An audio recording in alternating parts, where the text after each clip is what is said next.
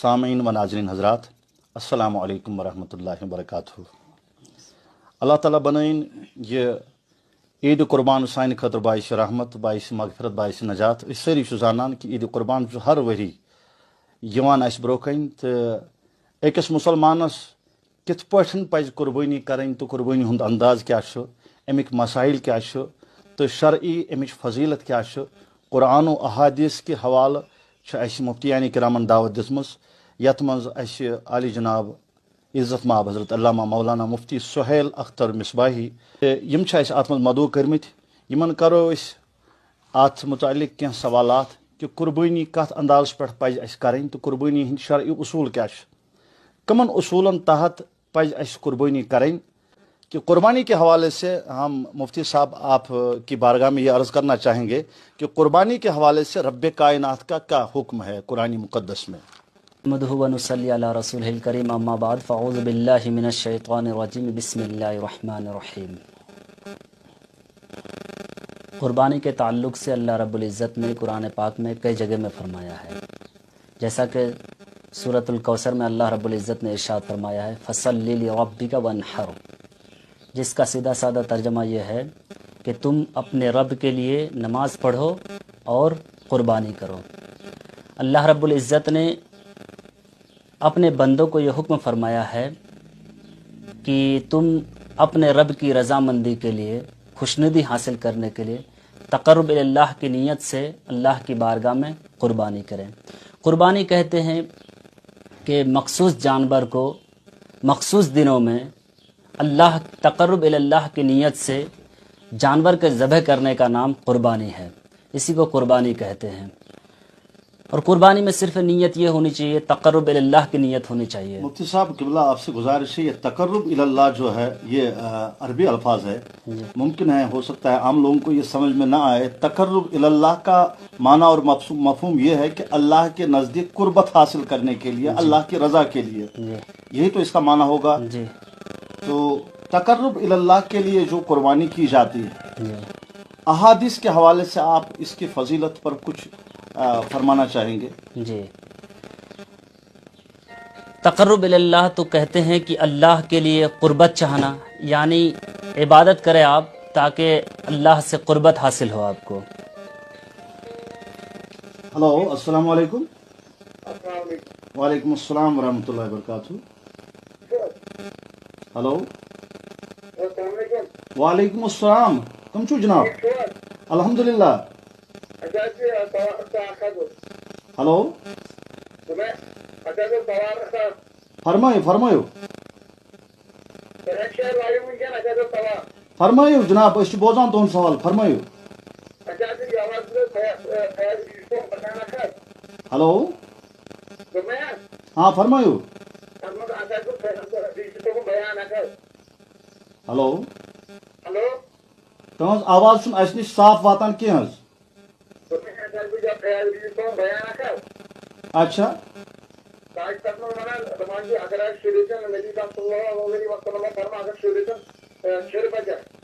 اچھا،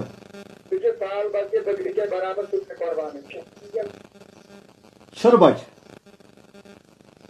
ہلو، چھِرٕ بچہِ چھُو تُہۍ وَنان، چھِرٕ بچہِ؟ اتھ بارس منٛز چھُ شریعتُک حکم یہ کہ اگر کٹھ آسہِ یا دُمب آسہِ، سُہ اگر شٮ۪ن رٮ۪تن ہُنٛد آسہِ، خوٗب فربا آسہِ، موٚٹ آسہِ، صحت مند آسہِ، دوٗرِ پٮ۪ٹھے آسہِ اِنسانس باسان یہ چھُ وٲرۍ شون، لہذا یہ تٔمۍ سٕنٛز قربانی چھِ اندر شرع کرنی جائز۔ مفتی صاحب یہ سوال کر رہے تھے کہ اگر 6 ماہ بچہ جو ہے بھیڑ کا ہو تو کیا اس کی قربانی شرعاً جائز ہے؟ ہاں، یہ قربانی کے تعلق سے، جانوروں کے تعلق سے جو احادیث میں بیان فرمایا گیا ہے وہ 3 طرح کے جانور ہیں۔ ایک تو گائے کا ذکر ہے، اور دوسرا یہ ہے کہ بکرے کا حکم ہے، اور بکرے کے حکم میں یہ بھی آتا ہے کہ اگر بکری اگر ہے یا بکرا ہے تو 1 سال کی عمر ہونی چاہیے۔ اور بھیڑ کے تعلق سے یہ حکم ہے کہ اگر 6 مہینے کا بچہ ہو اور دور سے یہ معلوم پڑے، اتنا موٹا تگڑا ہو، وہ لگے کہ سال بھر کا ہے، تو اس کی قربانی جائز ہے۔ اچھا، ماشاء اللہ۔ تو قربانی کے جو جانور ہے ان کے حوالے سے ہم نے پہلے آپ کو عرض کیا تھا کہ احادیث کے حوالے سے آپ اس کی فضیلت پر کچھ احادیث جو ہے بیان فرمائیں۔ اس کے تعلق سے حضرت عائشہ رضی اللہ تعالی عنہا سے حدیث ہے، وہ روایت بیان فرماتی ہے کہ اللہ کے رسول صلی اللہ تعالی علیہ وسلم نے ارشاد فرمایا ہے کہ قربانی کے دن یعنی یوم النحر جو ہے اس کے دن خون بہانے سے زیادہ ابن آدم کا کوئی بھی فعل خون بہانے سے زیادہ پسندیدہ نہیں ہے. یعنی قربانی کے دن سب سے زیادہ اگر کوئی پسندیدہ فعل ہے اللہ کے نزدیک تو وہ کیا ہے؟ خون بہانا ہے.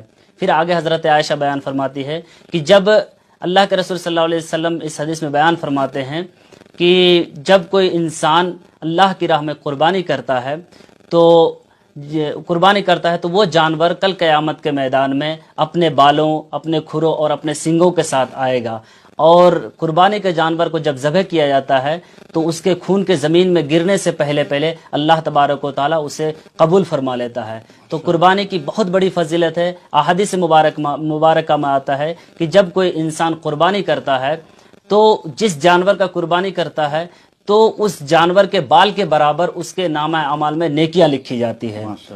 تو کل قیامت کے میدان میں وہ جانور ہمارے پاس آئیں گے اور ہمارے لیے وہ ہمارے مغفرت کے لیے ایک طرح سے وہ وسیلہ بن جائیں گے کہ اس نے ہماری قربانی کی تھی اور اس کے صدقے و طفیل ہماری مغفرت بھی ہوگی انشاءاللہ تعالی. ماشاءاللہ، سبحان اللہ. یہ جو قربانی کے حوالے سے ہم یہ جاننا چاہیں گے مفتی صاحب قبلہ، کیا قربانی ہر ایک مسلمان پر کرنا یہ واجب ہے یا صرف صاحب نصاب پر ہے؟ امیر و غریب کا اس میں کچھ مسئلہ ہے. کیا ہر انسان پر، ہر مسلمان پر قربانی کرنا واجب ہے یا ہر ایک مسلمان پر یہ قربانی کرنا واجب نہیں ہے؟ اس کے حوالے سے آپ روشنی ڈالیں. ہاں، قربانی کے واجب ہونے کی جو 4 شرطیں ہیں، سب سے پہلی شرط تو یہ ہے کہ مسلمان ہونا. کسی غیر مسلم پر قربانی واجب نہیں ہے. قربانی واجب ہونے کے لیے سب سے پہلے یہ کہ مسلمان ہو. دوسری شرط یہ ہے کہ بالغ ہو. کسی نابالغ پر قربانی واجب نہیں ہے. تیسری شرط یہ ہے کہ وہ عاقل بھی ہو. یعنی اگر کوئی انسان ایسا ہے کہ اس کو بالغ تو ہے، مسلمان بھی ہے، بالغ بھی ہے، لیکن وہ مجنون ہے، پاگل ہے، تو اس کے اوپر قربانی واجب نہیں ہے. اور چوتھی شرط جو ہے وہ زیادہ سمجھنے کی ضرورت ہے. وہ چوتھی شرط یہ ہے کہ مسلمان ہونے کے ساتھ ساتھ عاقل بھی ہو، بالغ بھی ہو. اور چوتھی شرط یہ ہے کہ وہ مالک نصاب ہو. مالک نصاب کا مطلب یہ ہے کہ اس سے پہلے ہم ایک کال لیتے ہیں. ہلو، السلام علیکم. وعلیکم السلام ورحمۃ اللہ وبرکاتہ. جناب اچھا سوال تھی لائیو. حکم کرو. اچھا سوال اس پہ مطلب داند یا گاو یا موش کرن قربان تمس 7 شریک چھنا. بے شک. تو زن مطلب 5 شریک یا 6 شریک پتہ دپان ناو کرو نبی پاک صلی اللہ علیہ وسلم سن ناو. بے شک. تمہ خاطر سارے پونسہ دن تمہ ناو خاطر اس تس حصس ماز دی تس حکم. بے شک تہد فرماون درست کہ اکس چارویس مز اکس جانورس مز یت مز 7 شریک ہیکن شامل گژھت کہ ات مز اگر 6 شریک اگر پنہ حصہ قربانی کریں اخ حصہ سہ دپان اس کرو نبی پاک صلی اللہ علیہ وسلم سند طرف. یا ہکوا ساری شرکتس مز ساری کرت نبی سند طرف کن اس ہکو انفرادی طور الگ ہیک کانہ نفر کرت؟ یہ تہد سوال.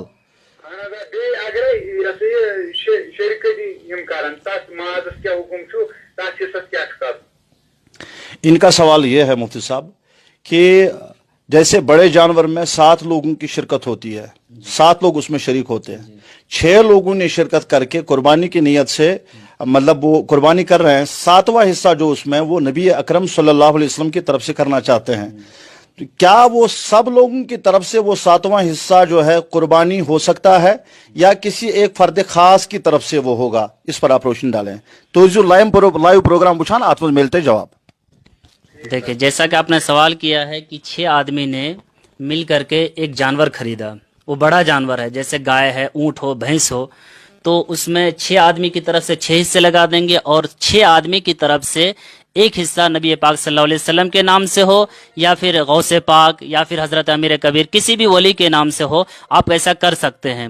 یہ ایک الجھن یہ ہوتی ہے کہ لوگ یہ سمجھتے ہیں کہ جو حصہ ہو اس کا پیسہ دینا بھی ضروری. ایسا نہیں ہے.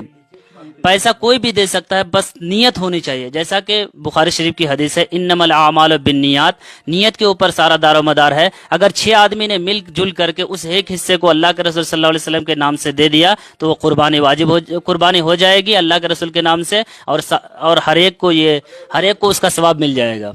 हेलो, अस्सलाम वालेकुम। वालेकुम अस्सलाम। हाँ फरमाइए जनाब, हमें एक सवाल था सर, फरमाइए। अगर कुर्बानी रखी होगी अच्छा, वो मर जाएगा, उसका क्या करेंगे फिर बाद में? कुर्बानी अगर किसी जानवर की कुर्बानी रखी थी, वो जानवर कुर्बान करना था, अब ऐन कुर्बानी के मौके पर वो मर गया या उससे पहले मर गया, अब उस सूरत में क्या करना है? हेलो, हाँ, कुर्बानी के 1-2 दिन पहले। अच्छा, 1-2 दिन पहले वो कुर्बानी का जानवर मर गया। मुफ्ती साहब आप सवाल समझ गए, तो ये बोझो पढ़ो जवाब, आप अपना जवाब सुन लीजिए। हाँ, आपने ये सवाल किया है कि अगर किसी ने कुर्बानी का जानवर खरीदा या फिर उसके घर में पहले ही से वो मौजूद था, उसने कुर्बानी की नीयत से रखी और कुर्बानी से 2-4 दिन पहले अगर वो जानवर मर गया है, तो उसके लिए हुक्म ये है कि अगर वो शख्स मालिक निसाब है, तो उसको और दूसरा जानवर खरीदना होगा, फिर उसकी कुर्बानी देनी होगी। लेकिन वो अगर गरीब आदमी है, मालिक निसाब नहीं है, अगर उसका जानवर मर गया है तो अब उसे कुर्बानी देनी नहीं होगी, उसके ऊपर कुर्बानी वाजिब नहीं है। अगर मालिक निसाब है तो दूसरा जानवर खरीदना होगा और दूसरे जानवर की कुर्बानी देनी होगी। इसका माना यह है कि कुर्बानी के अयाम के दौरान कि अगर वो जानवर मर गया, साहिब निसाब जो था, अब आपका फरमाना, एक कॉल और आ गई, हम उसको रिसीव करते हैं। हेलो, अस्सलाम वालेकुम वरहमतुल्लाह। वालेकुम अस्सलाम वरहमतुल्लाहि वबरकातुहू। मुझे सब ठीक। अल्हम्दुलिल्लाह। सवाल है पर के अगर कुर्बान जानवर मोहज लागो, अच्छा, सही कुर्बानी जानवर को मेहंदी लगाना या सुरमा लगाना, ये किस हद तक जायज है? आप मुफ्ती साहब सामने हैं, आप जवाब सुनिए। जैसा कि आपने सवाल किया है कि कुर्बानी के जानवर को मेहंदी लगाना या सुरमा लगाना कैसा है, तो न कुर्बानी के जानवर को मेहंदी लगाई जाए और ना ही सुरमा लगाया जाए, ये दोनों नहीं लगाना चाहिए। हाँ, अगर आप उसको रोजाना नहला धुला रहे हैं तो ये अच्छी बात है, और कुर्बानी से पहले तो नहला धुलाना ही चाहिए और अच्छी घास वगैरह, अच्छी ग़िज़ा देनी चाहिए, ये जानवर के साथ अच्छा बर्ताव करना चाहिए। लेकिन ये कि मेहंदी लगाना और सुरमा वगैरह लगाना, ये दुरुस्त नहीं है, ये कहीं किताब से साबित नहीं है कि ऐसा करना चाहिए।